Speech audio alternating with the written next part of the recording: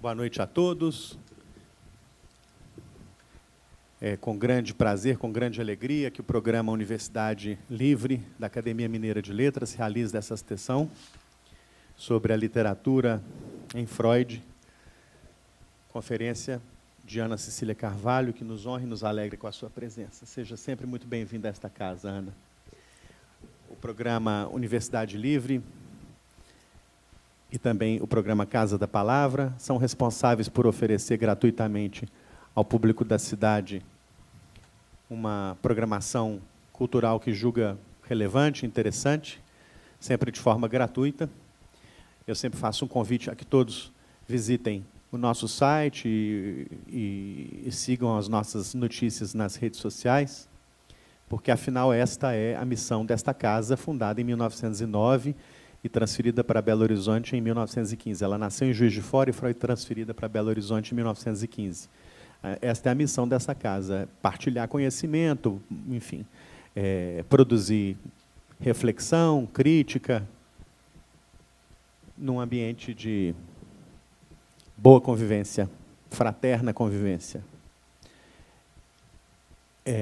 Ao longo deste semestre ainda realizaremos vários eventos que eu espero que sejam do interesse geral. Mais uma vez, muito obrigado por terem vindo. Antes de ouvirmos a Ana, vamos ouvir o nosso colega acadêmico, escritor Luiz Gifone, que fará a apresentação da conferencista. Com a palavra, Luiz Gifone. Bom, boa noite a todos. Obrigado pela presença. É sempre uma honra ter esse público todo aqui na Academia Mineira de Letras, que, como o Rogério falou, tem por princípio difundir a cultura e é sempre com as portas abertas que a gente recebe Belo Horizonte, toda Minas Gerais. Sejam sempre bem-vindos aqui nessa casa. Hoje nós temos a alegria de ter aqui a Ana Cecília, que eu conheço há muitos anos, e a gente sempre teve a grata alegria de um convívio bastante fraternal. E me coube a honra de apresentá-la para essa palestra de hoje. A Ana Cecília nasceu em Belo Horizonte. Ela é escritora e psicanalista, professora da UFMG até 2009. É mestre em psicologia e doutora em literatura comparada. Além de ter trabalhos publicados em antologias e suplementos literários, é autora de Os Mesmos e os Outros, o livro dos ex. Gostei muito, por sinal, viu? O livro neurótico de receitas, A Poética do Suicídio em Silva Plath, Uma Mulher, Outra Mulher, livro de registros, entre outros. Foi finalista do Prêmio Jabuti em 1993. Em 1991, recebeu o Prêmio Brasília de Literatura e, por duas vezes, em 75 e 85, recebeu o Prêmio Nacional de Literatura Cidade de Belo Horizonte. Atualmente, ela mora com seu marido, o escritor Hal Reams, em Austin, nos Estados Unidos, mas sempre volta ao Brasil, saudosa que ela fica das montanhas de Minas. Em suas pesquisas sobre análise e literatura, Ana Cecília tem se debruçado sobre a vida de alguns escritores suicidas, tais como Sylvia Plath, Paul Celan e David Foster Wallace, só para citar alguns. No livro A Poética do Suicídio em Sylvia Plath, por exemplo, escrito a partir de sua tese de literatura comparada, Ana Cecília emprega a expressão toxidez da escrita, que ela formulou para descrever uma situação que se destaca a presença de impulsos destrutivos no interior do processo criativo. Sobre esse estudo, a professora, escritora e ensaísta Ruth Silviano Brandão afirma que Ana Cecília, ao enfrentar, aspas, a vertente trágica da poesia, criou também um estranho conceito, o da poética do suicídio, com o qual ela não se deixa emaranhar pela fascinação narcísica da melancolia, não cedendo à atração medusina de um texto que aponta para águas sombrias, sem, no entanto, perder sua eficácia poética. Além do objeto de estudo específico que Ana Cecília descreve como os limites da escrita criativa ou os fracassos da sublimação, aí a gente já nota a interação da psicanálise com a literatura, que é muito marcante na obra da Ana Cecília. Ela escreveu também uma série de artigos sobre o método psicanalítico aplicado ao texto literário, um deles publicado recentemente no volume Psicanálise da coleção Ensaios Brasileiros Contemporâneos. Um de seus artigos mais adotados em grupos de formação em psicanálise é O Ofício do Psicanalista, publicado na revista Percurso do Instituto Sede Sapientiae, em São Paulo. Sobre a clínica em psicanálise, ela publicou também Estilos do Xadrez Psicanalítico, a técnica em questão, em coautoria com a professora e psicanalista Cassandra Pereira França. Mas nem tudo é pesquisa acadêmica no trabalho de Ana Cecília. Ela é também autora de textos de ficção, que é o caso do livro que eu citei para vocês, isso desde que começou a publicar seus contos do suplemento literário, ainda nos anos 70. Como todos sabem, o suplemento literário é um dos maiores celeiros, um dos grandes celeiros da literatura mineira, que foi criado pelo nosso querido escritor Murilo Rubião.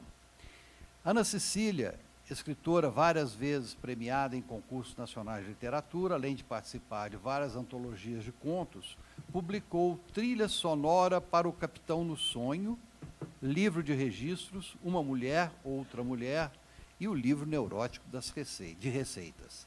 Seu livro mais recente é, como eu disse, Os Mesmos e os Outros, o livro dos ex, publicado em 2017 pela Quixote do, e já em segunda edição.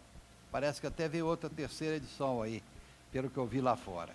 Sobre a escrita literária de Ana Cecília, ao comentar o livro Uma Mulher, Outra Mulher, vencedor do Prêmio Brasília de Literatura e finalista do Prêmio Jabuti, o escritor Carlos Herculano Lopes disse que ela chega bem perto, não só do selvagem, mas também do fascinante e encantador coração da vida. Esse comentário se junta ao do escritor Jaime Prado Gouveia, que disse sobre Os Mesmos e os Outros, o livro dos ex. Nesse livro, os personagens apontam para o fato de que, tanto na vida como na arte, todos vivemos numa mesma dimensão. Nas palavras da professora e ensaísta Lisley Nascimento, ainda sobre Os Mesmos e os Outros, o livro dos ex, as narrativas que compõem o livro oferecem ao leitor inquietantes desafios e pactos sinistros, e para lê-las é preciso abrir a mão da segurança dos sentidos e da crença nas verdades inabaláveis. Então, com vocês, a alegria enorme de ter aqui essa noite Ana Cecília de Carvalho.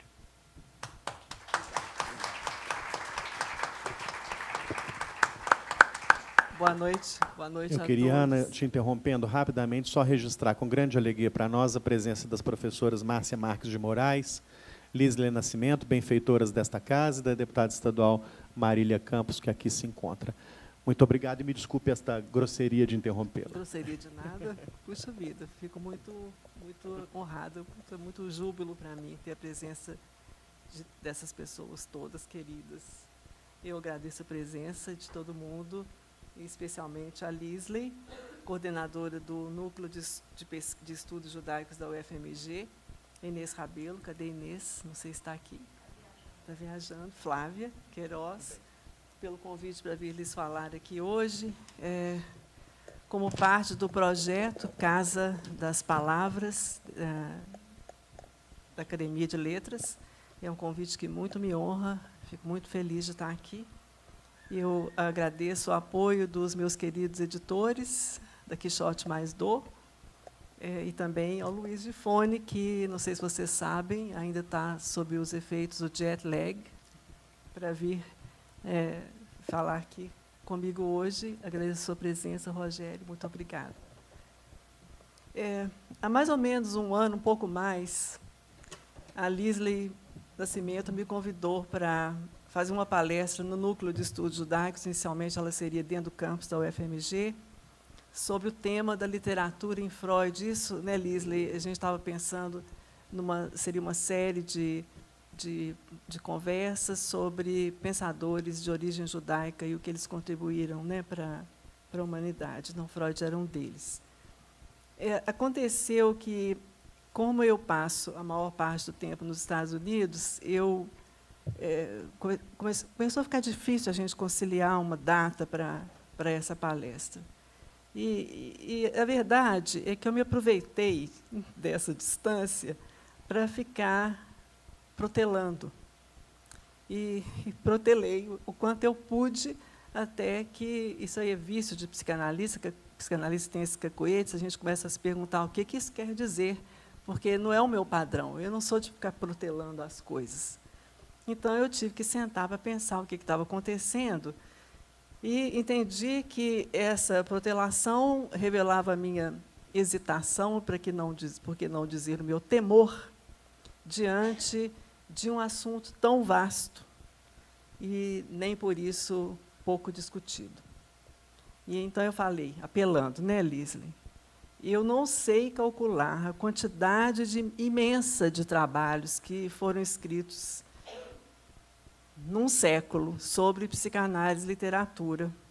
E se eu tiver de rever esse material todo, eu vou matar todo mundo de tédio na hora da palestra.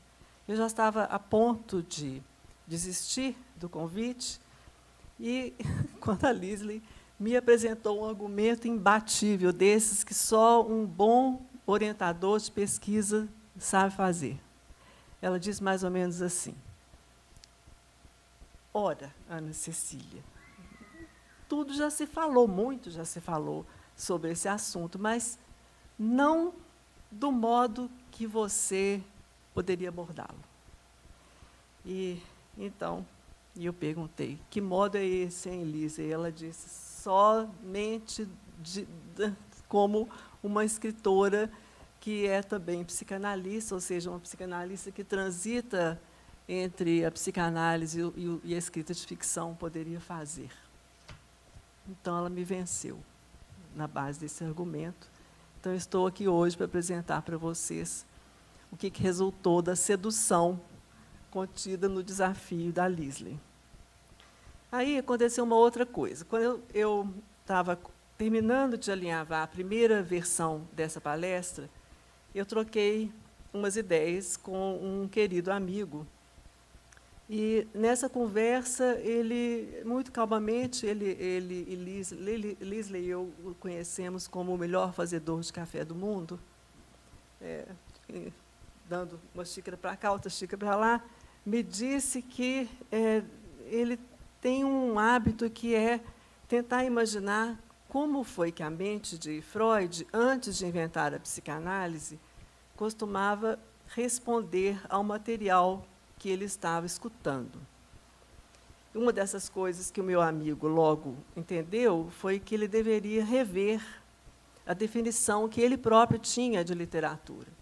E, então, ele me disse o seguinte, não dá para me resumir, então eu notei assim, rapidamente, ele disse o seguinte: literatura não é o que se apresenta na superfície de um romance policial. Literatura não é ler Júlio César, de Shakespeare, como uma peça de história. Talvez ela se compare à atenção livremente flutuante do analista e à associação livre do paciente, à medida que o escritor, paciente, descreve um golfinho emergindo a cabeça acima da água e, em seguida, mergulhando no mar, enquanto Antônio e Cleópatra se envolvem amorosamente um com o outro. Interessante, eu disse para ele. E ele ficou inspirado e continuou. Literatura é mais do que a escolha do escritor sobre a imagem, quer ela seja consciente ou não, é mais do que o gosto do meu professor pelo trecho de uma obra, sem perceber a sua conotação. Mas, para teorizar, o leitor analista deve parar e perguntar: por que razão o meu paciente, Shakespeare, está me contando sobre os golfinhos que emergem e submergem no mar entre Roma e Cairo, enquanto Antônio e Cleópatra fazem amor? Freud se perguntou sobre isso, é o que ele pensa, e começou a se interessar pela natureza das imagens e pelo processo da linguagem. Para criar uma teoria do funcionamento mental, Freud teve de fazer isso. O escritor não precisa fazer isso. Tudo que ele precisa é fazer uso das imagens, das palavras, para criar as imagens.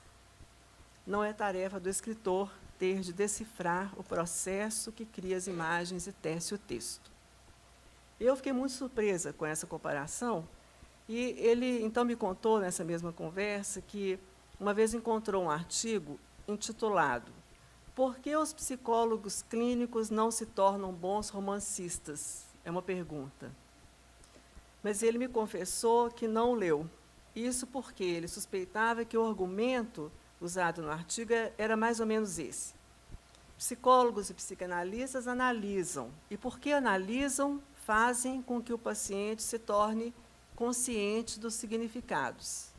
Assim, se escrevessem ficção do mesmo modo como analisam, isso faria com que as imagens e as palavras perdessem o poder sobre o leitor, que, tal como o paciente, ficaria, então, curado. Ele não precisaria mais do tratamento e deixaria de ser afetado pelo texto. É o argumento fajutésimo, que o meu amigo imaginou que estava sendo apresentado no tal artigo. E ele então me disse: acho que os bons escritores não fazem isso. Eles sabem como manter o enigma. Os bons escritores escrevem do ponto de vista do paciente. Essas palavras, manter o enigma e os bons escritores escrevem do ponto de vista do paciente, ficaram reverberando na minha cabeça. É verdade que eles fazem isso. Assim como também é verdade que não basta escrever ou ler um bom romance para alguém se curar da própria neurose. Para mudar o rumo do sofrimento emocional em uma direção menos desgastante, é preciso que o indivíduo se anime a fazer uma psicoterapia ou uma psicanálise. Infelizmente, não dá para prosseguir ao longo desse assunto aqui hoje. A essa altura, talvez seja suficiente formular a hipótese de que existe mais coisa em comum entre a literatura e a psicanálise do que supõe a nossa vã filosofia. E, embora elas possam dialogar ou se fertilizar mutuamente, como Freud costumava dizer, cada uma delas mantém a sua especificidade. Então, eu vou começar, então, voltar ao tema da nossa palestra aqui hoje, que é a literatura em Freud, e para tornar possível a abordagem desse tema vastíssimo, eu vou dividir a minha apresentação em 3 partes. Na primeira, eu vou dar um breve panorama do interesse de Freud pela literatura, só mesmo para mostrar o que isso teve a ver com o surgimento da psicanálise. Em seguida, eu vou fazer uma rápida comparação entre 2 tipos possíveis de abordagem psicanalítica à literatura, só para ver em que medida elas nos esclarecem sobre a especificidade do texto literário. Na terceira e última parte, eu vou retomar brevemente a noção de interpretação a partir de algumas descrições que Freud fez do efeito do seu encontro com a criação artística e literária. Então, vamos lá. O fascínio que a literatura exerce sobre a psicanálise vem de longa data, desde que Freud acenou com a possibilidade de abordar o texto literário para confirmar algumas das suas hipóteses ou ideias sobre a importância do inconsciente, mesmo e talvez, sobretudo, naquelas situações que não indicavam nenhum sinal de patologia. O exemplo mais frequentemente citado, conhecido dessa incursão de Freud na literatura, foi o uso que ele fez às tragédias de Édipo e Hamlet, para confirmar uma das mais importantes premissas da psicanálise, que é a teoria do complexo de Édipo. No relato que o Freud fez para o amigo dele, Fliess, sobre o amor que Freud sentia pela sua mãe e o ciúme pelo pai, o deixou empenhado em entender o impacto que a tragédia Édipo Rei provocou nele. E ele diz, né, em certo trecho dessa carta, a lenda grega capta uma compulsão que todos reconhecem, pois cada um de nós pressente a sua existência em si mesmo. Nessa carta de 15 de outubro de 1897, Freud conta que lhe passou fugazmente pela cabeça que a mesma coisa está na base de Hamlet, e que, embora não chegue a afirmar que teria sido a intenção inconsciente de Shakespeare, ele acredita que um acontecimento real tenha estimulado o poeta a criar essa representação, no sentido de que o seu inconsciente compreendeu o inconsciente do seu herói. Alguns já enfatizaram o que eu vou dizer aqui agora. Eu me apoiei nessa sequência específica num ensaio de Leônia Cavalcante Teixeira, em que ela diz que a literatura, por seus meios particulares de apreensão do que escapa à lógica da razão, surge, então, como um imenso laboratório de material que serviria para Freud testar as suas intuições clínicas. A matéria-prima que a literatura oferece surge nas simbolizações, no trabalho com as palavras, nas figuras de linguagem e no uso do imaginário, de tal modo que, só para dar um exemplo, tudo isso permitiu a Freud estabelecer, por exemplo, uma equivalência entre o trabalho do sonho e a elaboração de um texto literário. Ele chegou a atribuir à literatura um saber igual sobre o inconsciente. Para vocês terem uma ideia do uso que Freud fez do material literário na construção da psicanálise, uma rapidíssima contagem das referências a escritores e obras literárias, no índice remissivo dos 24 volumes que compõem a edição standard das obras completas de Freud, vai nos levar a centenas de citações. E logo descobrimos que as referências literárias de Freud são em número significativamente maior do que as referências a trabalhos científicos. Entre essas citações e alusões, encontram-se, por exemplo, referências a nada menos que 15 peças de Shakespeare, metade delas se referindo apenas a Hamlet, e outras se dividindo entre Macbeth e Ricardo III, só para citar algumas. Seguem-se dezenas de referências aos trabalhos de Goethe, especialmente a Fausto, além dos textos de Heine, Schiller, Hoffmann, Schnitzler, e por aí vai. Freud costumava justificar o uso da literatura em seus trabalhos com o argumento de que os poetas e os escritores criativos antecipavam a teoria psicanalítica. Em tom de lamento, no qual ele mal disfarça um elogio ao poeta e ao escritor criativo, ele disse que os escritores chegavam voando, onde o psicanalista e o homem de ciência chegavam apenas rastejando ou se arrastando. No texto literário estão presentes os temas que interessam ao campo teórico e clínico da psicanálise: desejo, verdade, sonho, censura, segredo, duplo, inveja, ciúme, narcisismo, culpa, violência, agressividade, angústia e dor moral, os estados de luto, motivações, o incesto, o estranhamento familiar, a transgressão, a repetição, o inconsciente, a consciência moral, o conflito emocional, o prazer, e por aí vai. Enfim, foi caminhando pela clínica e pela literatura que a construção da psicanálise tornou-se não só possível, mas uma exigência no trabalho de Freud. Como outros já observaram, em muitos momentos, mais do que vir a esclarecer a literatura é que vinha em socorro da psicanálise, no que esta tem de mais radical, o que aproxima da estética e da ética, muito mais do que da ciência compreendida pelos parâmetros positivistas. De novo, estou me apoiando aqui no texto da Leônia. O uso que Freud fez da literatura permitiu não apenas que ela revelasse o caráter essencialmente inconsciente da realidade psíquica, em comparação com a realidade material, mas também permitiu à psicanálise se diferenciar no campo estritamente médico. o interesse de Freud pela poesia e pela ficção talvez se encontram na maneira como ele desenvolveu o seu estilo em uma escrita que em nada se parece com uma monografia clássica, como tantos já podem reconhecer. Ele próprio haveria de notar essas semelhanças entre a redação de casos clínicos e os contos de ficção. Ele disse que isso se deve à própria natureza do que ele escutava na clínica. A proeza de Freud consiste, talvez e antes de tudo, na criação, pelo próprio ato da escrita, de um gênero literário híbrido entre a ciência e o romance.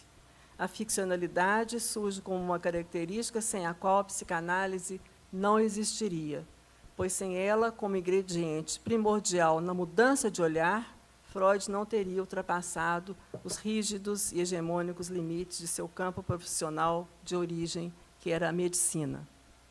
Intrigado, Freud costumava dizer que o escritor criativo e o indivíduo que sofria de neurose bebiam da mesma fonte e que seria interessante considerar por que razão apenas alguns conseguiam uma saída para o sofrimento emocional pela arte e pela literatura, enquanto outros falhavam. De qualquer modo, o uso, digamos, consubstancial da literatura na construção da psicanálise permitiu muitos levantarem a suspeita de que a literatura seria mais do que um mero objeto de análise para Freud. Ela seria o aspecto central do seu pensamento. Mas se o texto literário reproduz ou exibe o modo de pensar de Freud, nada, absolutamente nada, nos autoriza a ver a construção teórica da psicanálise como um sintoma de Freud.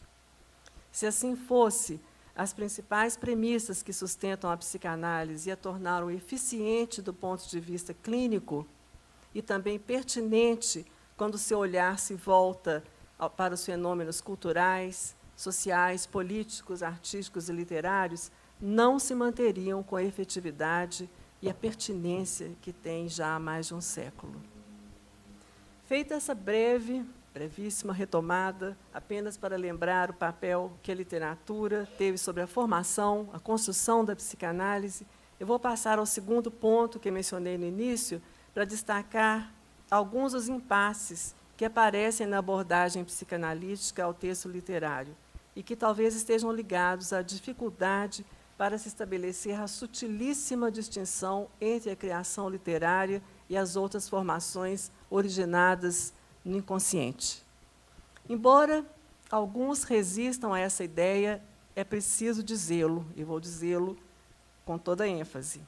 Quando Freud se voltou para, digamos assim, examinar a obra, não do ponto de vista da crítica literária, mas a partir do seu interesse clínico pelo psiquismo, ele mostrou que a literatura pode ser analisável. Contudo, isto não impede que se pergunte até que ponto é possível abordar o material literário como se fosse uma expressão sintomática, como qualquer outra entre aquelas que se fundamentam nos conflitos inconscientes. Se usarmos a compreensão freudiana, seguindo o interesse que Freud tinha ao voltar-se para a literatura, a fim de fundamentar algumas das suas principais noções teóricas e clínicas, não estaremos correndo o risco de patologizar o texto literário, retirando dele a sua especificidade? Para responder a essas perguntas, eu vou retomar brevemente dois tipos de abordagem psicanalítica ao texto literário. Um deles, empregado pelo Freud, parece mais preocupado em captar no enunciado as motivações inconscientes do autor ou das personagens. Um bom exemplo é o que Freud fez no ensaio sobre a gradiva de Jensen, de 1906, em que o personagem Norbert Arnold é descrito como se fosse um paciente à procura de si mesmo em um tratamento pelo amor, digamos assim. Outro exemplo é o estudo sobre Leonardo da Vinci, de 1910, em que Freud emprega o termo patografia para interpretar a obra do artista a fim de diagnosticá-lo. Usando esse tipo de abordagem, depois de Freud, muitos viriam a utilizar o texto literário como se fosse uma espécie de teste projetivo da mente do autor ou de sua personalidade. Embora uma abordagem assim confirme as hipóteses freudianas sobre o psiquismo, ela termina por negligenciar, ou pelo menos coloca em segundo plano, o complexo da construção textual. Talvez para evitar os problemas da patografia, encontramos um outro tipo de abordagem, uma que examina a construção do texto literário apenas a partir da enunciação. O problema é que isso termina em uma abstração teórica, cuja característica mais evidente é o que eu costumo descrever como uma desvitalização do material literário. O texto é, então, reduzido a um mero jogo linguístico, sem nenhum sopro de vida, sem história e sem afeto, como se o texto tivesse produzido sozinho. Felizmente, não foi esse o caminho adotado por Freud em suas incursões na literatura. Mas, depois da patografia, seria preciso achar a justa medida na aproximação da psicanálise ao texto literário, que não é nem um sintoma, nem uma simples criação ex nihilo, do nada. Um outro aspecto a ser considerado é o fato de que nem sempre o que funciona do ponto de vista estético é bem sucedido do ponto de vista emocional. Estando atento a esse problema, Freud não deixou de considerar o material literário como expressão de uma interioridade, até mesmo quando a intenção do escritor é retratar o mundo externo, este sendo visto, por exemplo, a partir dos mecanismos de projeção, mas introduziu uma inovação, ao incluir os aspectos ligados aos efeitos da obra sobre o leitor, e, por que não, sobre o escritor. Esses efeitos sobre o escritor vão desde o aspecto restaurador, para não dizer terapêutico, da escrita criativa, até o que indica o que eu costumo descrever como toxidez da escrita. Mas eu não vou me deter nisso aqui agora, porque iria me afastar do assunto aqui hoje. Nesse ponto, é suficiente lembrar que o esforço freudiano se refere à possibilidade de recuperar, por meio da interpretação, a função, ou melhor, um sentido para a produção literária. É bem essa a posição assumida por Freud no estudo sobre Moisés de Michelangelo, escrito em 1914, no qual, intrigado com seus próprios sentimentos de comoção diante da estátua de Moisés e disposto a compreender esses sentimentos, ele diz: a meu ver, o que nos prende tão poderosamente na obra de arte só pode ser a intenção do artista, até onde ele conseguiu expressá-la em sua obra e nos faz compreendê-la. O que ele visa é despertar em nós a mesma atitude emocional, a mesma constelação mental que nele produziu o ímpeto de criar. Para descobrir sua intenção, contudo, eu tenho primeiro de descobrir o significado e o conteúdo do que se acha representado em sua obra. Devo, em outras palavras, ser capaz de interpretá-la. Depois de tê-la interpretado, poderei vir a saber por que fui tão fortemente afetado. Embora esse exemplo se concentre sobre a análise de uma escultura, sua importância para a abordagem freudiana da literatura reside no fato de que nele o foco é a resposta emocional que a obra desperta. A patografia é, então, deixada de lado em favor do manejo de uma outra ordem de fenômenos, estes ligados ao campo emocional daquele ao qual o artista se dirige, ou, nos termos de Freud, intenciona atingir por meio da sua obra. E a necessidade de que esses aspectos sejam levados em conta na sua análise por meio da interpretação. E não custa lembrar, interpretar é abrir sentidos antes insuspeitados. Vale a pena retomar o relato oferecido pelo Freud sobre a sua reação diante da estátua do Moisés, porque essa reação enfatiza o peso dado ao campo emocional do espectador. Ele diz: nunca uma peça de estatuária me causou impressão mais forte do que esta. Quantas vezes subi os íngremes degraus que levam à solitária piazza em que se ergue a igreja abandonada e tentei suportar o irado desprezo do olhar do herói. Às vezes saí tímida e cuidadosamente da semi-obscuridade do interior, como se eu próprio pertencesse à turba sobre a qual os olhos estão voltados. A turba que não pode prender-se a nenhuma convicção, que não tem fé nem paciência e que se rejubila ao reconquistar seus ilusórios ídolos. Muito atual. É assim que, no artigo Dostoiévski, o parricídio, de 1928, a preocupação de Freud será tripla. Tanto são examinados os efeitos da vida do autor sobre seus textos de ficção, como são investigados a relação do escritor com seus personagens e também o impacto que a ficção e o drama provocam nas emoções do leitor.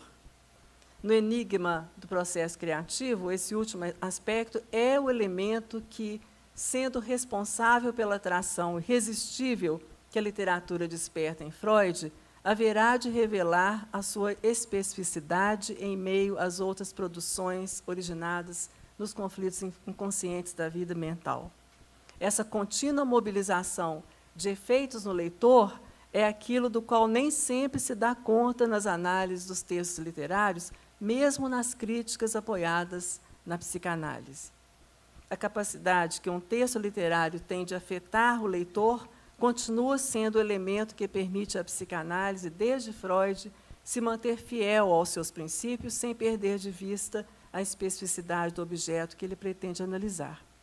Isso é o que abre a possibilidade de uma leitura psicanalítica do texto literário, não fazendo dessa leitura um instrumento diagnóstico, embora isso pudesse ser feito, se a estrutura interna formal do texto não é o que era visado por Freud, é importante prestar atenção no que ele enfatizou sobre os aspectos que tornam a literatura especialmente atraente.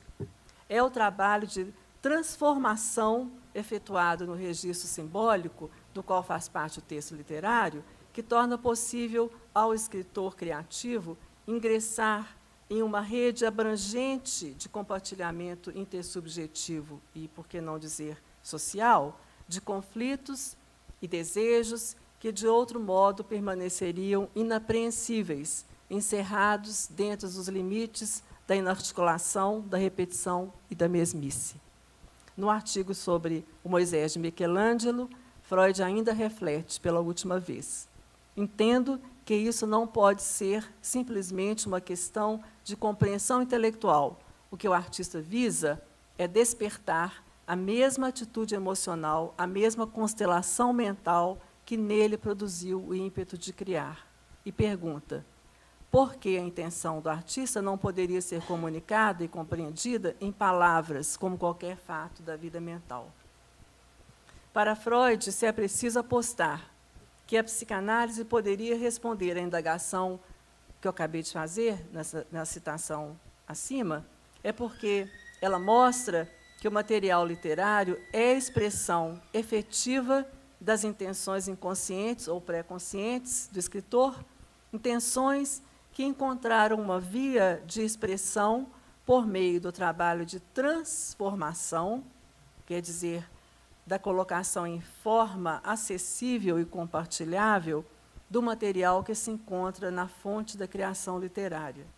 Na visão de Freud, a única maneira de se verificar se a criação literária de fato expressa a dupla intenção do escritor em representar ou apresentar de modo transformado o seu mundo emocional e, ao mesmo tempo, conduzir essa intenção ao leitor, é construir, por meio da interpretação, um sentido para o texto literário. A interpretação é o que permite, afinal, encontrar o elemento que afetou o leitor e que vai evidenciar um sentido ligado à sua função interna, ou seja, à sua estruturação a partir dos processos psíquicos que o compõem e que dão a ele, na enunciação do texto, a sua estabilidade e especificidade. A interpretação possibilitará que se encontre dentro do leitor algo da sua própria história que a construção da enunciação veio suscitar. Assim como será possível encontrar no texto, as marcas secundariamente transformadas da interioridade do escritor. Se existe uma teoria estética da recepção propriamente psicanalítica, esta se constrói sobre a possibilidade de que os aspectos funcionais do texto literário estejam ligados aos efeitos que causam no leitor e se apoia nos processos de identificação e projeção que constituem o reconhecimento de si ou o estranhamento despertado nele pelo texto.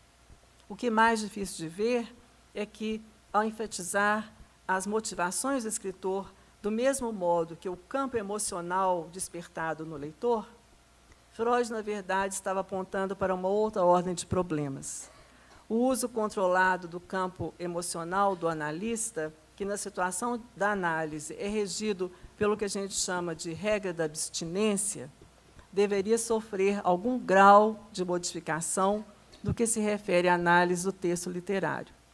Se no contexto da escuta clínica é a regra da abstinência que previne o risco de que o viés pessoal do analista obscureça a clareza com que ele pretende tornar evidente um determinado elemento na situação clínica, ali onde os conflitos do paciente se repetem e se atualizam, na análise do texto literário não há como deixar de lado o impacto emocional que ele provoca, porque é justamente o reconhecimento desse impacto que reduz a tendência, eu quase disse a tentação, para tratar as nossas interpretações como se fossem verdades definitivas. Torna-se, então, necessário decidir sobre o que, de fato, está sendo interpretado quando abordamos psicanaliticamente a literatura. Não parece que, ao termos rejeitado do método psicanalítico a sua ênfase na patologia do escritor, acabamos por cometer o mesmo engano ao focalizar a patologia do leitor, ainda que tenhamos procurado atenuar a ênfase na patologia, substituindo-a, como fez Freud, pelas expressões impacto emocional, necessidade de compreensão intelectual ou viés pessoal? O que estou procurando ressaltar a esta altura é que a abordagem psicanalítica da literatura revela dificuldades na atividade interpretativa, dificuldades que questionam justamente o seu alcance, o qual, é sempre bom lembrar, tem limites que apontam para a impossibilidade de se realizar uma interpretação totalizante do texto literário. Em resumo, diante do texto, a transposição de uma escuta para uma leitura psicanalítica exige um redimensionamento da própria noção de interpretação.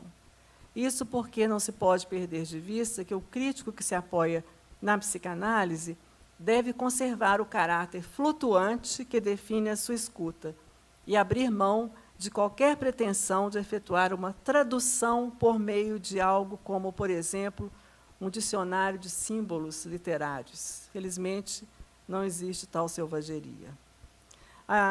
Essas considerações me levam ao terceiro e último ponto que quero abordar para responder à seguinte pergunta. O que pode uma interpretação freudiana diante do texto literário? Afinal, o desafio que a psicanálise enfrenta diante da literatura é o de encontrar um ponto de equilíbrio no avesso de uma situação antes submetida à tirania da posição que restringia a explicação da obra do lado do escritor. O perigo agora está em que, evitando também buscar a explicação do lado do leitor, podemos perder o foco do que estamos abordando, que é o texto literário. Na tentativa de romper esse impasse, alguns diriam que a psicanálise e a literatura mutuamente informam e deslocam uma à outra. A própria posição do interpretador e do analista está não fora, mas dentro do texto, afirma, por exemplo, a ensaísta Shoshana Feldman, enfatizando que não existe uma posição radical ou um limite bem definido entre literatura e psicanálise. Para ela, a psicanálise pode ser intraliterária, assim como a literatura pode ser intrapsicanalítica. E propõe, com isso, que o limite metodológico não é mais o da aplicação da psicanálise à literatura, mas sim o da sua interimplicação mútua, qualquer coisa que isso queira dizer. Será que é isso mesmo? Nesse ponto, é preciso lembrar a preocupação de Freud depois que ele recebeu o Prêmio Goethe de Literatura, em 1930. Ele receava que, com o passar do tempo, a psicanálise pudesse ser considerada apenas como um gênero literário, e não como que de fato é. Em primeiro lugar, o procedimento para a investigação de processos mentais que são dificilmente acessíveis por qualquer outro modo. Em segundo lugar, um método de tratamento baseado nessa investigação. E, em terceiro lugar, mas não menos importante, um conjunto de informações psicológicas obtidas ao longo dessas linhas e que gradualmente se acumula em uma nova disciplina científica. Essa definição é dada em 2 verbetes de enciclopédia de 1922.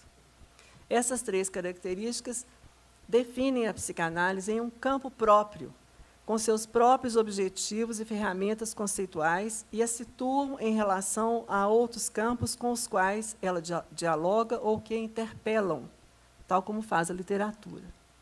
A ênfase dada à produção de conhecimento no contexto da abordagem de Freud à literatura, abordagem que enfatiza a subjetividade como fundamental, não é equivalente à de alguém que pretende ser detentor de um saber sobre o literário. Aliás, se Freud nos mostrou que a efetividade de um trabalho psicanalítico depende de uma escuta livremente flutuante, é porque nada autoriza o psicanalista a se colocar como possuidor da verdade sobre algo ou alguém. Em se tratando da abordagem freudiana do texto literário, é necessário deixar de lado a pretensão de que uma única interpretação pudesse contemplar todos os aspectos ligados à produção textual ou que abarcasse todos os efeitos de leitura que ela provoca. Isso não impossibilita que tornemos visível a qualidade singular de um texto, ou que, se nós o cotejamos com a biografia do escritor, não possamos encontrar os elementos que retraçam o caminho do desejo que o construiu, ou sua função na economia psíquica do escritor. De qualquer modo, se o psicanalista só interpreta porque existe um sentido, ele tem que conviver com o fato de que a sua interpretação não pode abarcar a totalidade dos elementos que resultaram no texto literário. A limitação inerente a qualquer interpretação, como de resto a qualquer leitura, não invalida os pressupostos teóricos da psicanálise.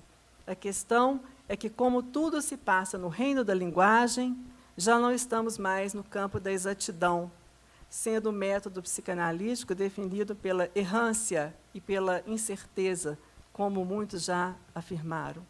E, afinal, aquele que interpreta não é mais imune do que o poeta aos enganos e erros do inconsciente. Se Freud trabalhava sem a pretensão de que poderia haver alguma garantia para a certeza ou exatidão das suas interpretações, isso não deveria a falhas inerentes ao método interpretativo, mas sim a sobredeterminação dos processos aos quais estão submetidos o psiquismo do escritor e o nosso próprio psiquismo como leitores. Se o trabalho do psicanalista com o texto literário consiste em um contínuo ir e vir da teoria para o texto, é porque as suas interpretações devem ser suportadas tanto pelo referencial teórico, cuja função é impedir o mergulho do psicanalista no imaginário especular do texto, como pelo próprio texto, que é sempre o melhor árbitro. Se hoje as interpretações típicas da velha tradição da patografia nos parecem exageradas e selvagens, isso não significa que não possamos explorar o contexto biográfico e as correntes motivacionais que, ainda que a título de hipótese, nós pensamos que se relacionam com a criação literária. O que não podemos perder de vista é a singularidade com que esses elementos aparecem ou desaparecem na enunciação do texto, e, do mesmo modo, na enunciação do texto que escrevemos a partir do que lemos. Assim, a interpretação psicanalítica de um texto literário revela um inesperado parentesco com o que propicia a criação literária, na medida em que ambos se originam de uma lacuna de sentido, lacuna que põe em marcha o desejo de dar forma por meio de uma marca pessoal ou estilo, aquilo que de outro modo correria o risco de se ver dissipado pela inarticulação e pela indisibilidade que parece existir no interior da linguagem. Embora o modo como cada um inscreve esses elementos possa variar, algo existe no texto que, constituindo a sua estabilidade, vai suportar o trabalho interpretativo de toda leitura, sobre uma dupla face de resistência à opacidade do texto e legibilidade. Em contraste, na situação analítica, o que é visado pela interpretação é justamente a promoção de alterações na estrutura subjetiva, a partir da qual o discurso do analisando é produzido. Todo psicanalista que transita entre a literatura e a psicanálise acaba entendendo que Borges estava certo quando criou a imagem do livro de areia. Livro que, tal como o inconsciente, é desfeito a cada leitura, sem que tenhamos jamais a possibilidade de acessá-lo completamente em sua essência. A cada vez que o abrimos para lê-lo, ele se desfaz com a nossa leitura. Então, o colocamos de volta na estante, quando o livro se fecha em sua natureza não completamente acessível. Já estou concluindo. Nesse ponto, meu amigo fazedor de café ouviu essas ideias e disse: embora Borges fosse meio avesso à psicanálise, ele ensinou muito ao psicanalista quando deu a ele uma obra escrita do lado do paciente. E aí ele tirou da gaveta um presente, me deu, que é um texto que, segundo ele me contou, foi encontrado em um caderno que é quase certo, talvez tenha pertencido a Jorge Luiz Borges. Isso por causa de algumas semelhanças, entre elas a caligrafia do Borges e alguns dados biográficos relatados nesse caderno. Os estudiosos estão trabalhando com essas anotações, eles acreditam que fazem parte de um diário escrito pelo Borges durante uma das viagens que ele fez pela Europa, no final dos anos 30. Eu vou resumir essas anotações, porque já está um pouco avançado no tempo aqui. Em uma dessas passagens, o suposto Borges consta que, estando com a idade de 38 anos, e consciente de que uma cegueira progressiva e inevitável herdada do seu pai o alcançaria quando estivesse com 50 anos, decidiu solicitar uma consulta com um velho professor e ex-médico vienense, conhecido mundialmente pelo seu método terapêutico. Ele não ia buscar ajuda para sua cegueira, porque essa era inevitável, mas para, quem sabe, encontrar um pouco de alívio diante da enorme frustração que essa condição o fazia sentir. O autor do diário menciona, a essa altura, as grandes movimentações que anunciavam um terrível conflito armado, o ano é 1937, na Europa. Por isso, ele se apressou a viajar a Viena, a fim de se consultar com o professor, sabidamente adoentado e muito pouco disponível para receber novos pacientes. A duras penas, ele, afinal, conseguiu marcar uma consulta, tendo usado para isso a influência de um editor espanhol, Luís López Ballesteros de Torres, conhecido seu e muito estimado pelo professor, porque traduziu para o idioma espanhol algumas das suas obras teóricas mais importantes. O dia da consulta chegou e o homem se dirigiu muito ansioso à casa do velho professor, onde ficava o seu consultório. Nesse ponto, tem uma observação feita pelo autor do diário, que registra a sua surpresa com a decoração do consultório onde foi recebido. Absolutamente nenhum instrumento médico. Em vez disso, muitas estatuetas e objetos antigos de arte. Ele relata ter se apresentado como escritor e explicado ao velho professor sobre a condição hereditária de sua cegueira incurável e progressiva. Tinha esperança de que um tratamento, uma psicanálise, o nome mencionado lá, pudesse ajudá-lo a se livrar de certos pensamentos terríveis que o atormentavam sobre a futura impossibilidade de continuar fazendo o que ele mais amava na vida, que era ler. Enfim, ele tinha solicitado uma análise para, entre outras coisas, se preparar para o pior. O velho professor o ouviu com atenção, Quando o homem terminou de falar, o professor estendeu para ele a mão, cansada, e disse de modo categórico: não posso recebê-lo em análise. E por que não? Perguntou, muito aborrecido e surpreso, o autor dessas páginas. Nada poderia lhe oferecer que você, que é escritor, já não tivesse descoberto por si mesmo. Apenas não se atormente, nem culpe o seu pobre pai por essa herança maldita. Todos temos os pais que escolhemos, e deles herdamos nossa sabedoria e nossa ignorância.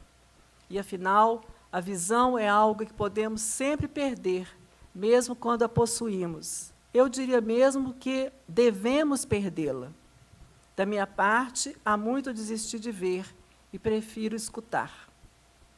O autor do diário se ergueu muito desapontado, pegou o chapéu e o casaco e, exibindo o que julgava ser um certo orgulho portenho, procurou desdenhar as palavras do professor e disse: está bem, não preciso de psicanálise, na verdade estou melhor agora, depois que um professor de renome internacional confessou sua impotência diante do meu caso.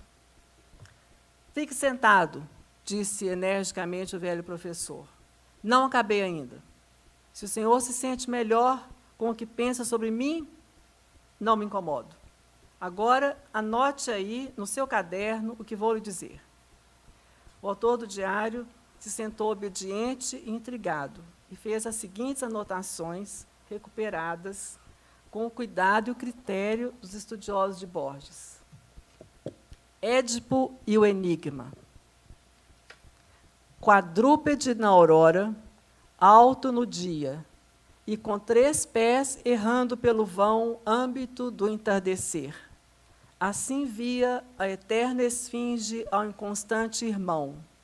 O homem e à tarde um homem vaticina, decifrando aterrado ao cristal da monstruosa imagem, o fatal reflexo do seu destino e ruína. Somos Édipo, e de modo eterno somos, no vasto e tríplice animal, o que seremos e tenhamos sido. Ficaríamos aniquilados se víssemos a ingente forma do nosso ser. Piedosamente, os deuses nos deparam, sucessão e esquecimento. Comovido e surpreso com a habilidade poética do velho professor e ex-médico, o autor do diário relata que elogiou o espanhol perfeito e o estilo literário irrepreensível. O professor confessou, então, um pouco embaraçado, que uma vez ganhara um prêmio literário. O homem que os estudiosos julgam ser Borges até animou-se a discutir literatura com o professor, mas este mostrou sinais de cansaço e disse que a hora tinha terminado. Mais surpreso ainda ficou o autor do diário quando, ao querer pagar a consulta, recebeu a recusa veemente do professor, que disse: entre escritores e psicanalistas, a única moeda é a palavra. Muito obrigada pela sua atenção. Bravo. Obrigada.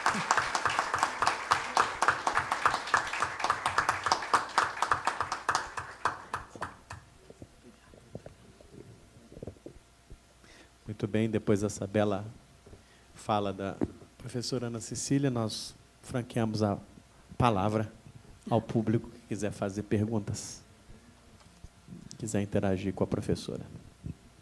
A quem mais uma vez agradecemos. De nada, senão não vai ter adiantado nada, né? Eu ter escrito tantas notas. Ruslan. Parabéns pela substanciosa palestra. Obrigada. Eu li um autor, já faz tempo, me foge o nome, mas me chamou muita atenção com a seguinte tese. Ele disse que a psicanálise não atingiu o universal. E atingiu só 40 países, eram países de religião e cultura dogmática, judaísmo, cristianismo e budismo. Não alcançava o budismo, nem o indianismo, nem os povos autóctonos. A minha pergunta é a seguinte: a senhora concorda com essa tese? É uma tese ou uma observação? É a tese. É Ele escreveu isso, é um livro, sabe? É tese, é uma tese. Ele escreveu como tese. Não, eu digo tese, né? Eu não sei assim, onde ela alcança, desde que exista alguém em condição de sofrimento emocional, ali mesmo que ela tem sentido. É verdade que nem todo mundo se beneficia com uma psicanálise. Acho que isso não tem a ver com a cultura em que essa pessoa vive. Eu sei que ela não dá certo em regimes totalitários, justamente porque ela questiona o sujeito, né, a singularidade, o desejo de um sujeito. Isso tudo pode ser meio subversivo em determinadas culturas. Mas é um ponto para se pensar, né, porque que ela tem esse alcance em certos lugares e não faz sentido nenhum em outros. Provavelmente porque nessas outras culturas o meio dispõe de outros modos de se lidar com o sofrimento emocional. Diferente da psicanálise. A psicanálise não é o único modo de tratar o sofrimento emocional. Existem outros modos.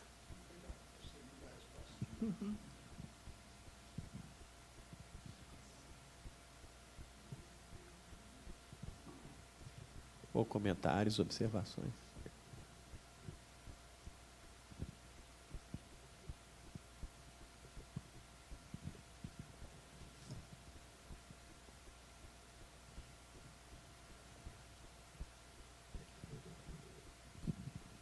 Então,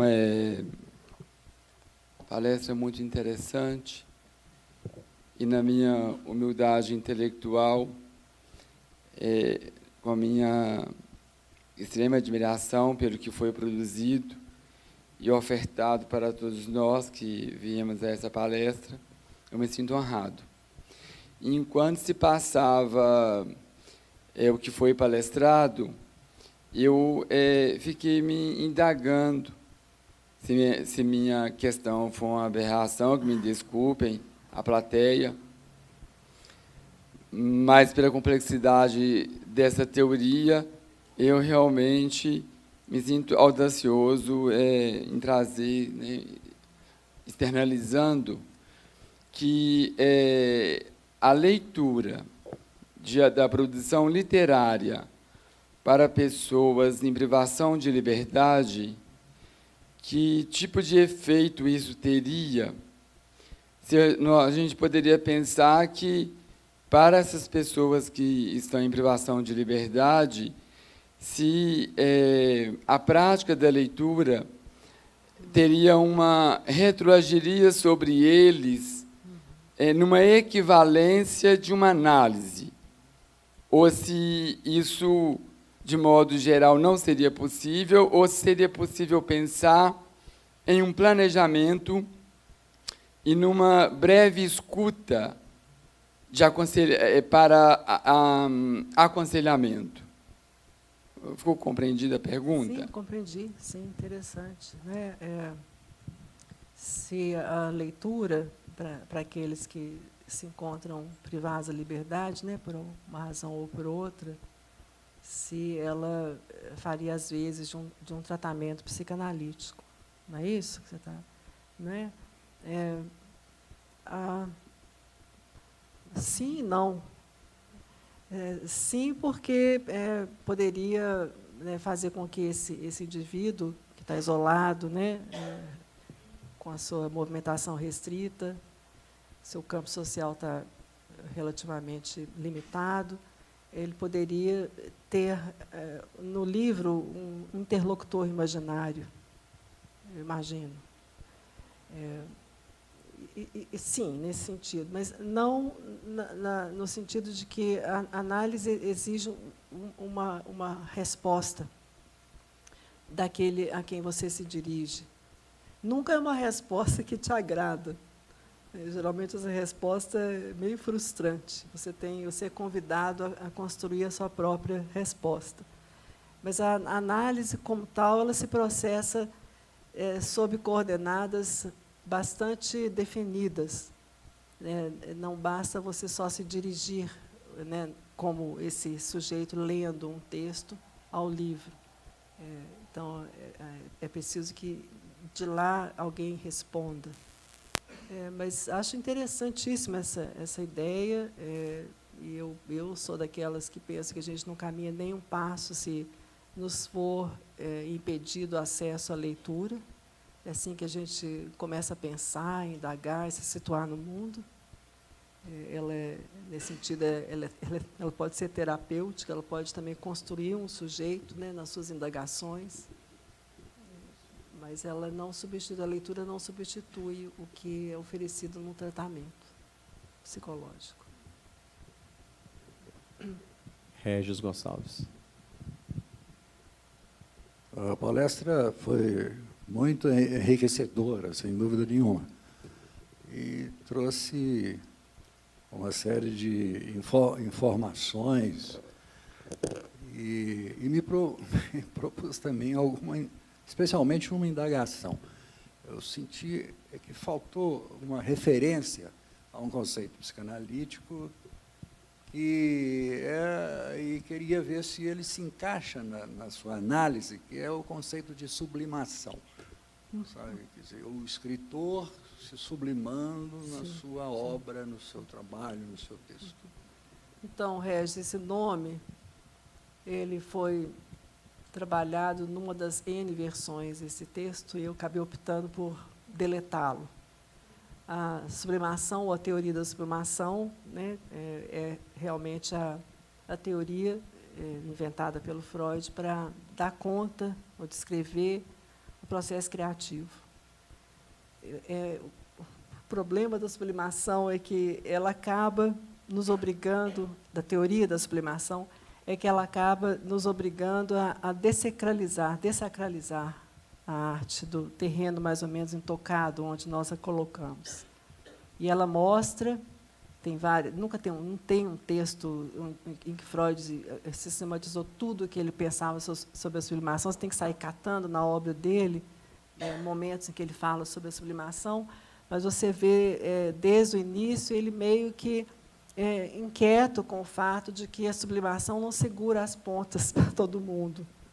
Então, tem coisas na sublimação que já apontam para falhas no próprio empreendimento.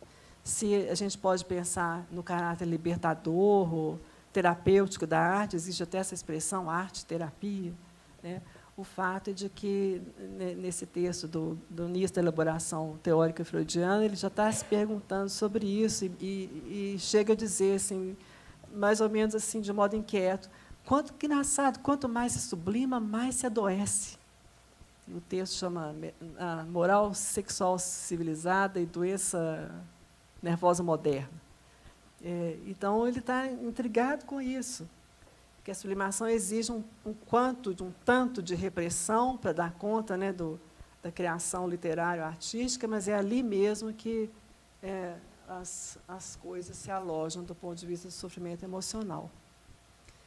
Até que, mais para o final da obra, ele vai incluindo no terreno da sublimação, vocês estão percebendo, vai tirando cada vez mais a sublimação do lugar elevado, onde a gente tenta colocá-la, até que ele descobre que, dentro da sublimação, é possível reconhecer a presença de impulsos que não são necessariamente organizadores.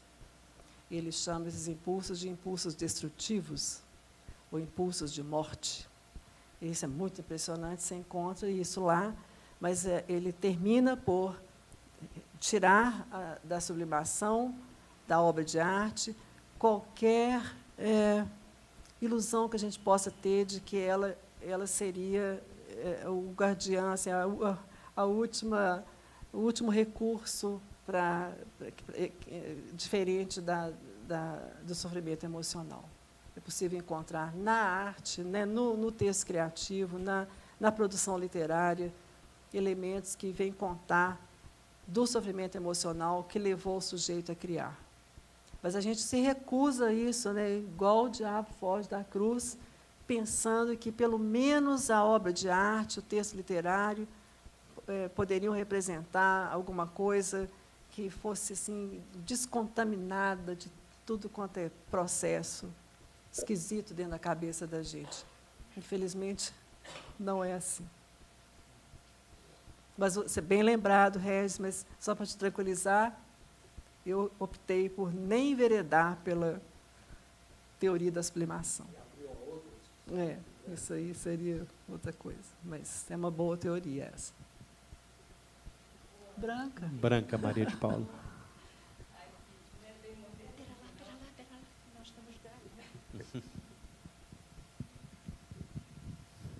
Estou vendo tanta gente. Não é bem não é bem uma pergunta, não. É só uma observação, que acaba também que esse sofrimento emocional também pode ser muito agravado pela escrita Sim. literária, né? Sim.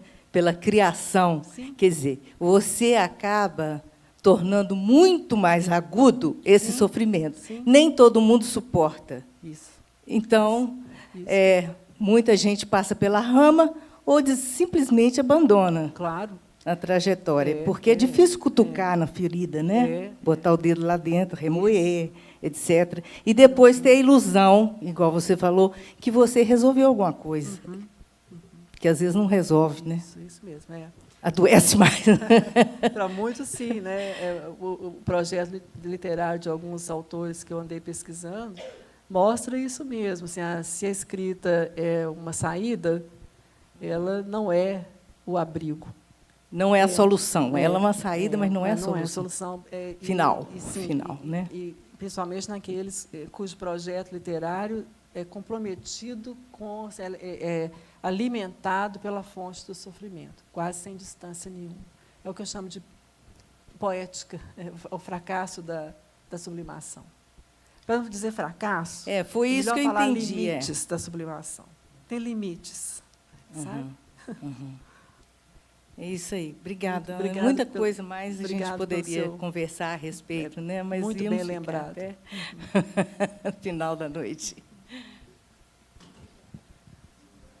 Professora Márcia Marques de Moraes. Bom, Sim.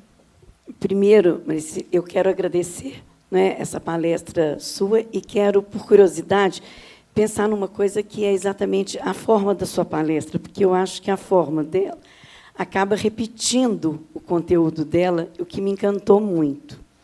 Eu estou dizendo desse texto, desse soneto, né, que é atribuído ao professor, que é uma coisa extremamente borgiana, né? E aí eu fico pensando assim, o fazedor de café existe? Ou é uma entidade textual? Se eu responder, eu dissolvo o mistério, né? Enigma. O enigma. Vamos deixar o enigma suspenso. Cassandra ia perguntar uma coisa.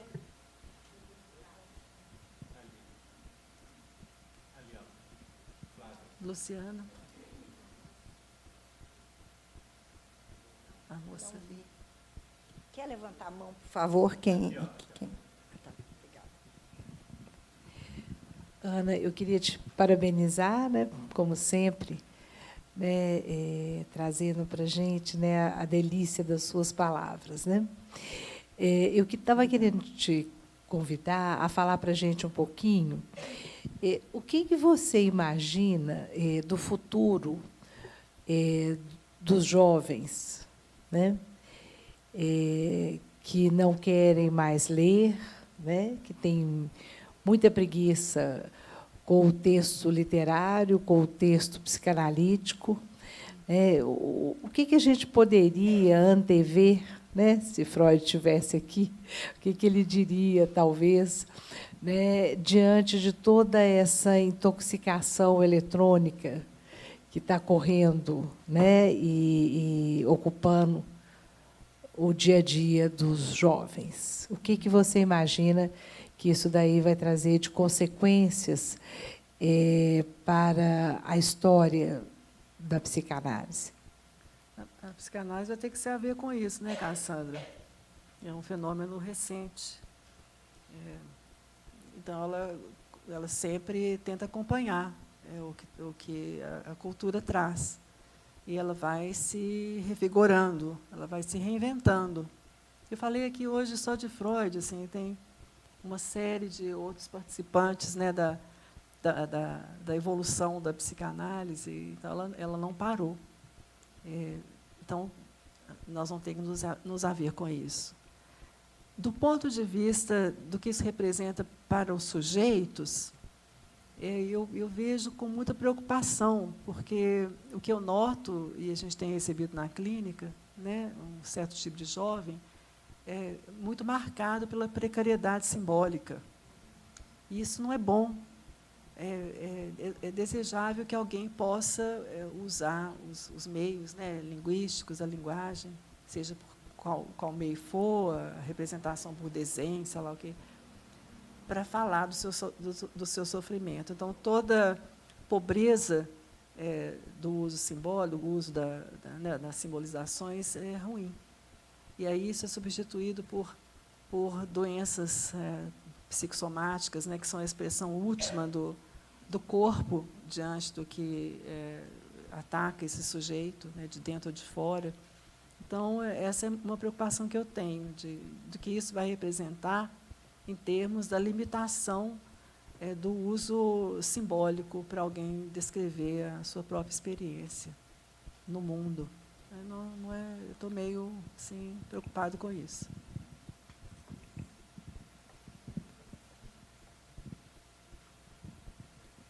Ana. Luciana. Ô, Ana. É minha editora. Eu queria... do Quixote mais dor.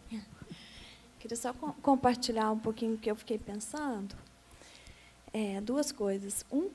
Como desse pacto da literatura com a psicanálise, e muitas vezes, como eu vejo que como uma análise pode contribuir, né, na emergência de um escritor, no gesto dele, da escrita, né, acho que na forma da sua escrita, também no seu gesto de compartilhar, né, a sua escrita com o leitor.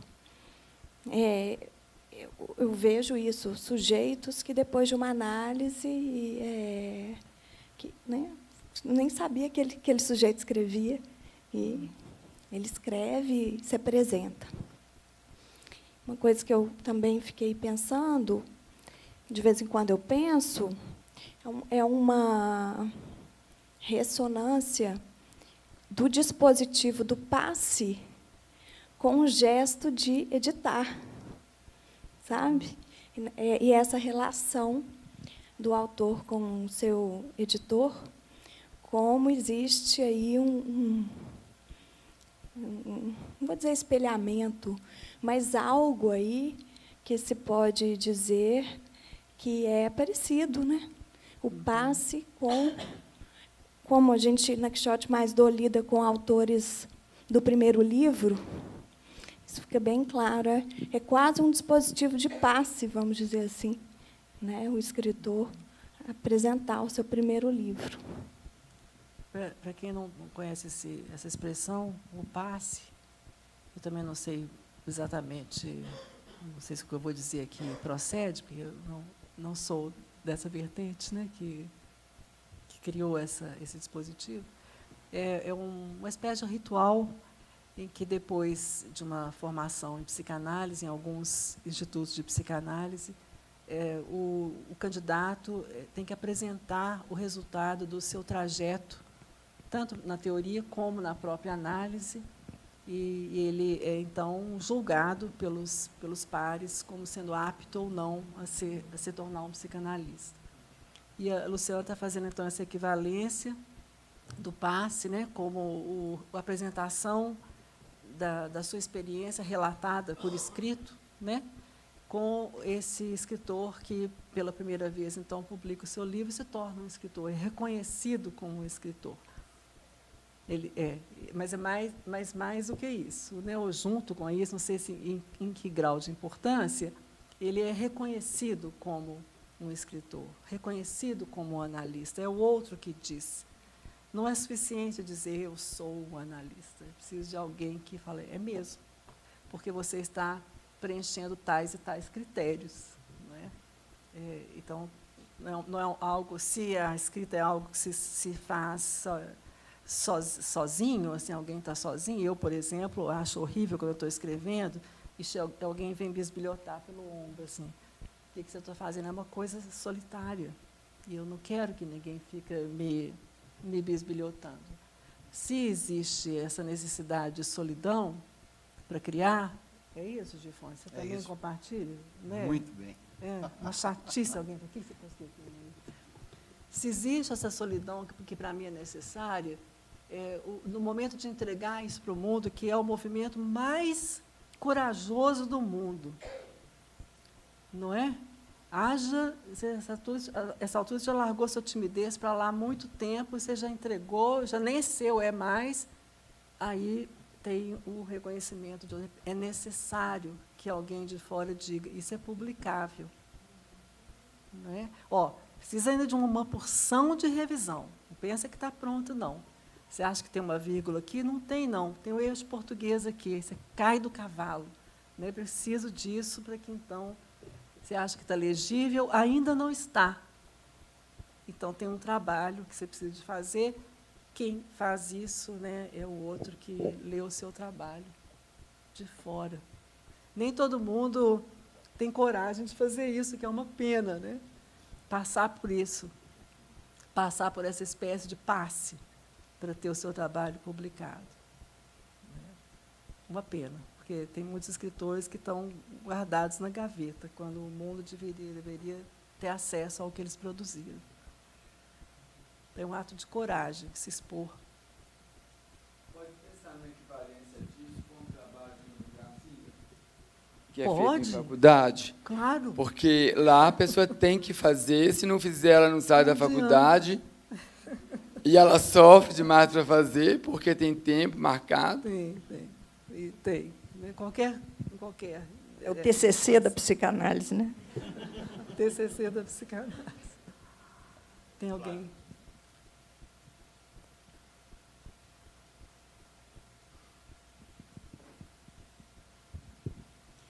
Eu estava com muita vergonha de perguntar, mas ela trouxe um assunto que fala muito com o meu coração, que é a escrita terapêutica. Eu, uma vez, produzi um trabalho sobre o papel da escrita no The Bell Jar, da Sylvia Plath, e eu sempre fico me perguntando até que ponto a escrita salva, cura e até onde ela adoece. E, assim, obviamente tem várias áreas, mas a gente vê tanto escritor que comete suicídio, Plath, Virginia Woolf, Hemingway, enfim. E você falou uma coisa tão bonita, que a escrita ela é saída, mas ela não é abrigo. E eu achei isso muito bonito. Eu queria te pedir que falasse um pouco mais sobre isso.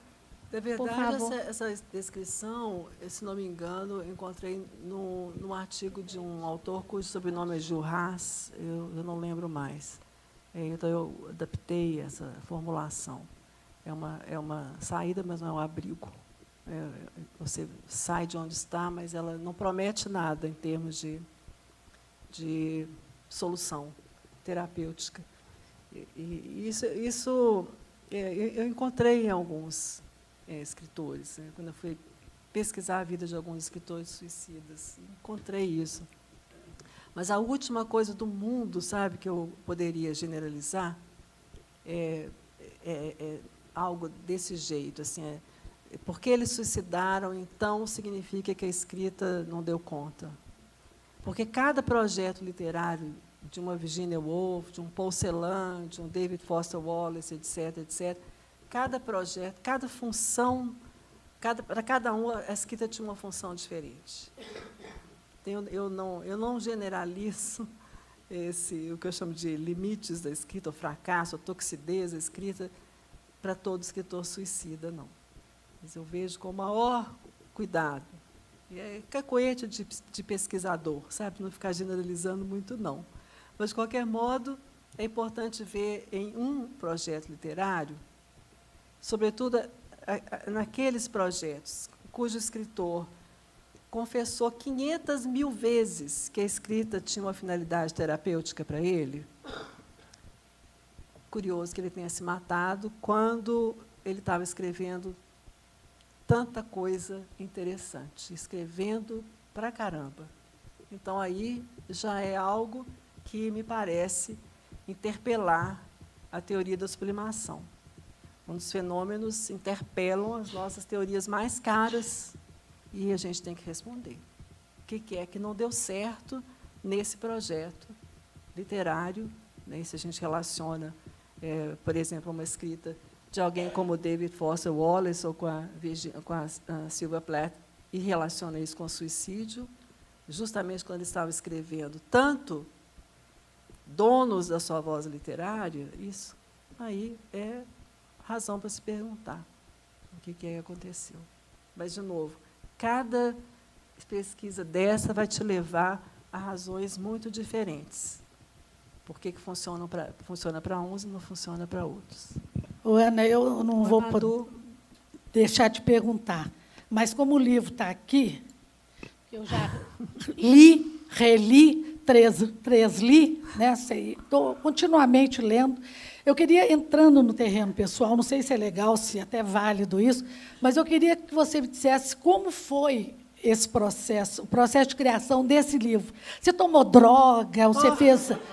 Sabe? Porque eu senti o maior barato. Parecia que eu estava drogada quando eu li todo esse livro. E tem um conto aqui, que é o Fidel, que é do cachorro, que é uma coisa assim...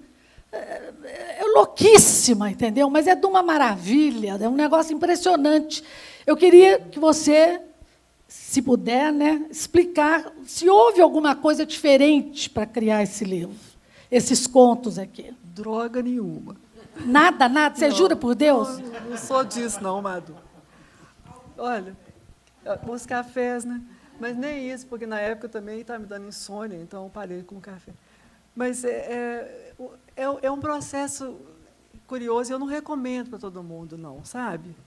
Esse, que resultou na escrita desse livro, que é difícil de ler. Assim, o fazedor de café diz que o livro tinha que vir com uma advertência, assim, contraindicações e efeitos colaterais. Tinha que vir. Então, olha só, como geralmente acontece com os meus textos de ficção, eu não tenho a menor ideia do que eu vou escrever, até que eu comece a escrever. Mas eu sou premida pela vontade de escrever. É como se eu tivesse que escrever. E, olha, não me chama para fazer outra coisa, não, porque eu não vou fazer. Fico brava.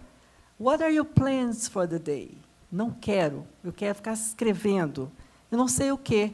Vai aparecer. Porque eu confio que as palavras vão me levar a lugares que eu desconhecia que eu sabia. Não quer dizer que, no que eu acabei de escrever, isso está pronto e acabado. Não, porque aí começa, né?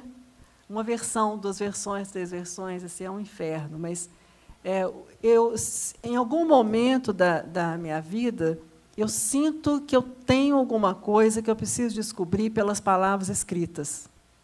E aí elas vão me levando. Eu não sei de antemão qual que é o formato desse conto Fidel. Eu vou tomando conta disso, consciência disso, à medida que as palavras, que são o que eu manuseio do que a gente chama em psicanálise registro pré-consciente, consegue pescar no fundo do meu inconsciente. E aí o texto a história vai se fazendo. Ela nasce de uma maneira, de uma versão, e é muito diferente da versão final. Não tem nenhum barato a não ser essa confiança, essa coisa meio essa embriaguez que a gente sente quando a gente escreve. Você encontra a justa palavra, a palavra justa, para descrever um afeto, para descrever uma situação, né, um olhar meio assim, de soslaio. A felicidade de encontrar a palavra justa. E até encontrar, né, não é fácil, mas, para mim, é uma atividade muito prazerosa. Talvez seja o que eu gosto mais de fazer na vida, escrever. Esse livro foi escrito em circunstâncias não exatamente fáceis. É um ano difícil, o ano em que eu perdi o meu pai e, logo depois, o meu cachorro. Então, um ano de perdas. Culminou com o que eu fiquei sabendo, eu estava lá nos Estados Unidos na época, com o estouro da barragem em Bento Rodrigues, que foi uma coisa horrível. Eu antecipei uma catástrofe que nunca seria contida, como, de fato, né? Precariamente contida. Então, uma vivência de perdas no fundo da escrita. E eu precisava de falar sobre isso, mas sem saber que era exatamente isso que eu estava mexendo. Não sei se é isso que você está perguntando. Eu tenho encontrado leituras muito diferentes do que você está falando, mas, de qualquer modo, assim, o que me alegra, apesar de tudo, não sei se o livro alegre, não é, né? As pessoas me contando o quanto que elas se identificam com o clima desse livro. E alguém já me perguntou, o título faz alusão ao momento político, os mesmos e os outros? Eu não tinha essa intenção, mas você acha que tem, então tem, né? A leitura é por sua conta. Então, tem isso. De vez em quando, eu sou oprimida por essa necessidade de organizar e de ter o que eu estou pensando e de ter acesso ao que eu estava pensando, que, de outro modo, eu não saberia. É pela forma escrita. E é sempre uma surpresa.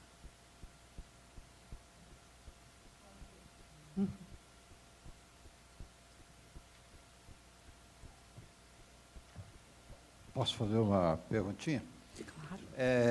Bom, acho que mais nada, agradecer a sua presença, sua excelente palestra. Realmente eu fiquei assim fascinado. E, enquanto você estava falando, eu estava aqui pensando comigo que eu sou escritor. 100% escritor, romancista, contista, cronista. E a literatura, ela existe muito antes de Freud. Entende? E ela já passou por coisas, ela já disse coisas que Freud não disse, que vão além de Freud, na minha opinião. E a literatura vai continuar para frente. Então, eu te faço uma pergunta, por que fazer uma análise freudiana de um texto? Pois é, né? Se a literatura vai sobreviver, concordo com você, ela vai superar tudo isso, né? Vai continuar. A psicanálise tem vida curta. Ela não tem dúvida que ela tem duração limitada. Tem data para expirar, não sei quando, mas tem. E, felizmente, a arte e a literatura vão prosseguir, interpelando, né, e criando campos, e criando, sei lá, outras possibilidades de diálogo. E Freud não tinha a menor pretensão de abarcar, com uma visão só, todo o universo do que é a literatura. As ferramentas são muito modestas, né? Eu acho que eu falei aqui um pouco como que a interpretação é cheia dos problemas, mas é o nosso único instrumento para abordar tanto o sintoma, como a obra de arte, como o texto literário. Nós não temos outro. Interpretação é achar um sentido nisso. O sentido é sempre precário, o sentido é nunca totalizado, sempre há uma falha, porque o objeto que você está tentando abordar é muito mais do que o que seu olhar pode. Ao mesmo tempo, para abordá-lo, nós precisamos construir, ainda que provisoriamente, um instrumental, certas lentes, e elas vão sendo substituídas por outras. Eu não tenho nenhuma pretensão de que, com a psicanálise, tudo teria se resolvido, né? Todo o campo do mistério da arte, da literatura, terá se resolvido. De jeito nenhum.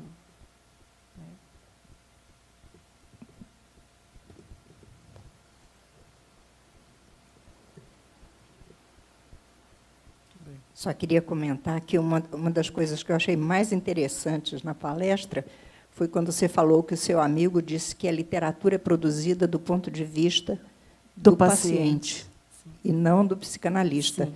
E é daí que vêm as importantíssimas lacunas que a literatura tem que ter para cumprir o seu papel, né? Certo. Deixar o espaço para o leitor. Certo. Respiro, ponto de respiro. Não é que certas abordagens feitas em nome da psicanálise não sejam claustrofóbicas nesse sentido, tentando aprisionar o texto numa verdade última. Assim. Tem isso, mas não é o que eu gosto de fazer, e não é o que o Freud fez. Bem. Essa casa quer agradecer muito Eu que essa agradeço. presença luminosa da obrigada. professora Ana Cecília Carvalho nesta noite aqui entre nós. Obrigada, muito obrigada. Para isso, também agradeço todo o apoio, toda a parceria da professora Lisley Nascimento, uma benfeitora desta casa, que quer Lisley Nascimento muito perto sempre. Muito obrigado, professora, pelo carinho com que trata essa academia. Eu queria também registrar a alegria de partilhar essa mesa com meu confrade, Luiz Gifone, que sempre é uma presença agradável, cordial, amena e fraterna. Queria fazer uma homenagem aos editores aqui presentes, Alencar Perdigão e Luciana. Não é fácil o trabalho do editor na vida cultural brasileira. Parabéns, sigam em frente, esta casa está sempre aberta aos editores. Registrar também a presença do jornalista Pedro Paulo Machado de Souza, que aqui está, trabalhando e convivendo conosco, né, para a nossa alegria. E finalizar agradecendo muito a presença do público e agradecendo, professora Ana, nos tempos que vivemos hoje, né, em que o grosseiro, o tosco, o vulgar, o repulsivo, o degradante, o truculento ganharam tanto espaço. Eu queria agradecer muito a sua palavra elevada, sofisticada, refinada, elegante, não é, porque é isso que alimenta a nossa alma e inspira os nossos sonhos. Muito obrigado. Muito obrigada. Obrigada a todos. Obrigada realmente.